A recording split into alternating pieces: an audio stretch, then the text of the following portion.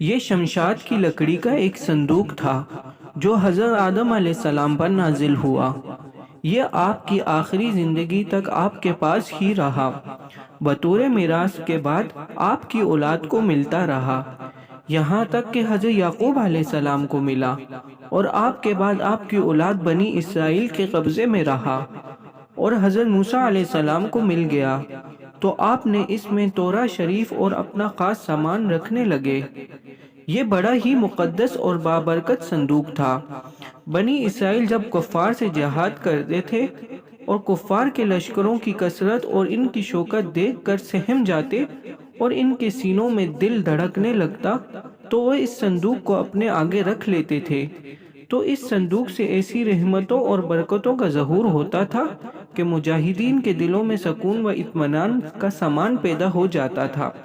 اور مجاہدین کے سینوں میں لرزتے ہوئے دل پتھر کی چٹانوں سے زیادہ مضبوط ہو جاتے تھے،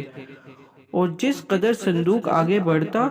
آسمان سے بشارت عظمیٰ نازل ہوا کرتی تھی اور فتح مبین حاصل ہو جایا کرتی تھی۔ بنی اسرائیل میں جب کوئی اختلاف پیدا ہوتا تھا تو لوگ اسی صندوق سے فیصلہ کراتے تھے۔ صندوق سے فیصلے کی آواز اور فتح کی بشارت سنی جاتی تھی۔ بنی اسرائیل اس صندوق کو اپنے آگے رکھ کر اور اس کو وسیلہ بنا کر دعا مانگتے تھے تو ان کی دعائیں مقبول ہوتی تھیں، اور بلاؤں کی مصیبتیں اور وباؤں کی آفتیں ٹل جایا کرتی تھیں۔ غرض یہ صندوق بنی اسرائیل کے لیے تابوت سکینہ، برکت و رحمت کا خزانہ تھا۔ مگر جب بنی اسرائیل طرح طرح کے گناہوں میں ملوث ہو گئی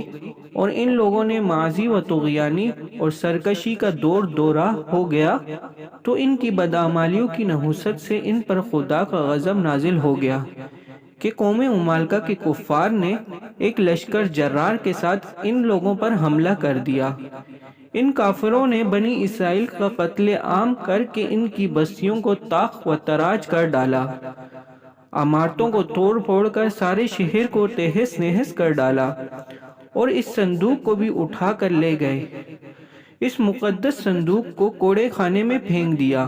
لیکن اس بے ادبی کا قوم عمالقہ پر یہ وبال پڑ گیا کہ لوگ طرح طرح کی بیماریوں اور بلائیوں کے ہجوم میں جھنجھوڑ دیے گئے، چنانچہ قوم عمالقہ کے 5 شہر بالکل برباد اور ویران ہو گئے، یہاں تک کہ ان کافروں کو یقین ہو گیا کہ یہ صندوق کی رحمت کی بے ادبی کا عذاب ہم پر پڑ گیا ہے، تو ان کافروں کی آنکھیں کھل گئیں۔ چنانچہ ان لوگوں نے اس مقدس صندوق کو ایک بیل گاڑی پر لاد کر بیلوں کو بنی اسرائیل کی بستیوں کی طرف ہانک دیا۔ پھر اللہ تعالیٰ نے 4 فرشتوں کو مقرر فرما دیا جو اس مبارک صندوق کو بنی اسرائیل کے نبی حضرت شموئیل علیہ السلام کی خدمت میں لائے۔ اس طرح پھر بنی اسرائیل کی کھوئی ہوئی نعمت دوبارہ ان کو مل گئی، اور یہ صندوق ٹھیک اس وقت حضرت شموئیل علیہ السلام کے پاس پہنچا جب کہ حضرت شموئیل علیہ السلام نے طالوت کو بادشاہ بنا دیا تھا، اور بنی اسرائیل طالوت کی بادشاہی تسلیم کرنے پر تیار نہیں تھی، اور یہی شرط ٹھہری تھی کہ مقدس صندوق آ جائے تو ہم طالوت کی بادشاہی تسلیم کر لیں گے۔ چنانچہ صندوق آ گیا اور بنی اسرائیل طالوت کی بادشاہی پر رضامند ہو گیا۔ تابوت سکینہ میں ایسا کیا تھا کہ ان کی برکتیں و رحمتیں بنی اسرائیل پر نازل ہوا کرتی تھیں۔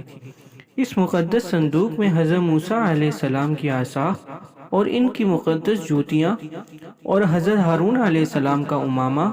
حضرت سلیمان علیہ السلام کی انگوٹھی، توراق کی تختیوں کے چند ٹکڑے، کچھ من و سلوہ،